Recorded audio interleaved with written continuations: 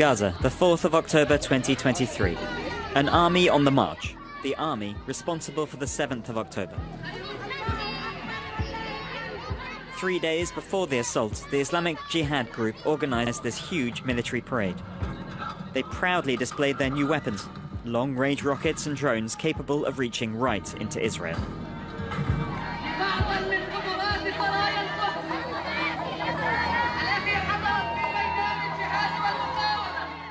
Hamas had been in power in Gaza since 2007, and the Jihad group had been collaborating with them for years. No leaders from either of the groups at this parade agreed to speak on camera. They'd been organizing an attack for months. The fighters were ready to sacrifice their lives, ready to say farewell to Gaza.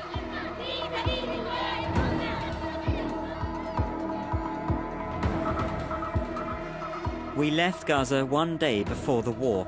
Only a few Palestinian workers were crossing the Erez checkpoint.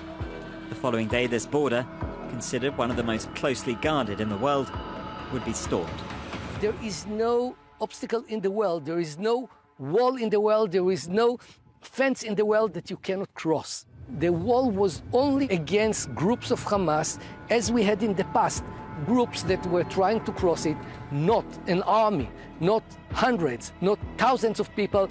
The problem was that we knew the plan.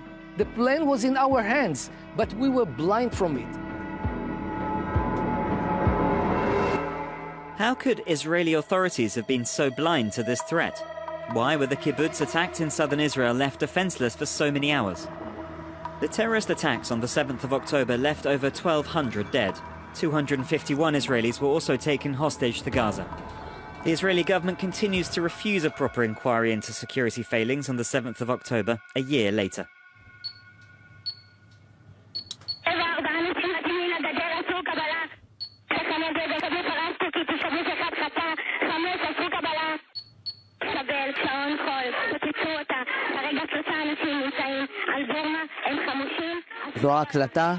It's one of many recordings.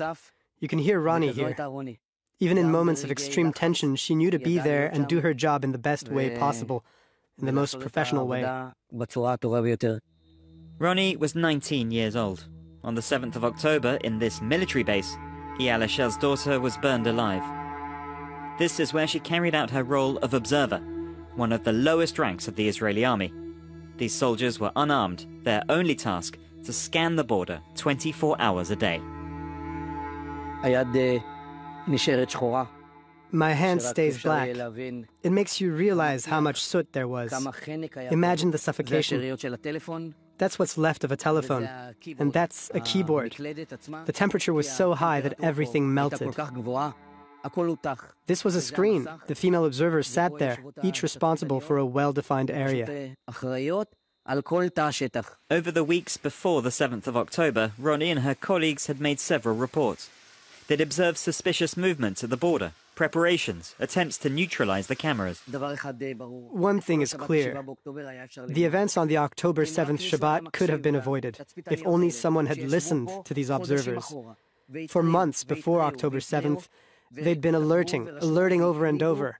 They relayed the information to their superiors. If only somebody had paid attention and analyzed this information, and had understood the strategic scenario which led us to this catastrophe, we wouldn't be here today, surely not in this building.